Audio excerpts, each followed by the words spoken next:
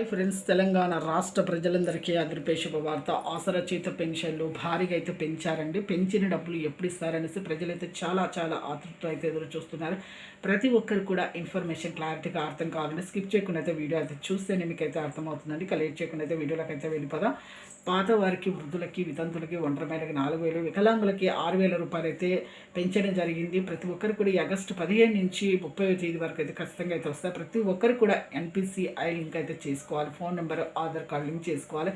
అప్పుడే మీ బ్యాంక్ అకౌంట్లో కానీ అలాగే మీకు పోస్టల్ ద్వారాగానే వస్తాయండి. అలాగే మీకు కొంతమందికి రద్దు అవుతున్నాయి. ఎందుకు రద్దు అవుతున్నాయంటే ప్రభుత్వ ఉద్యోగం చేసే పిల్లల తల్లిదండ్రులకు, అలాగే వికలాంగులు ఫేక్ సర్టిఫికేట్ చూపించిన, అలాగే మీకు 3 ఎకరాల పంట పొలం ఉన్న రద్దు అవుతుంది. 2 నుంచి 3 లక్షల వరకు అయితే మందికి రద్దు అవుతున్నాయండి. 2 నుంచి 3 లక్షల మందికి రద్దు అవుతున్నాయి.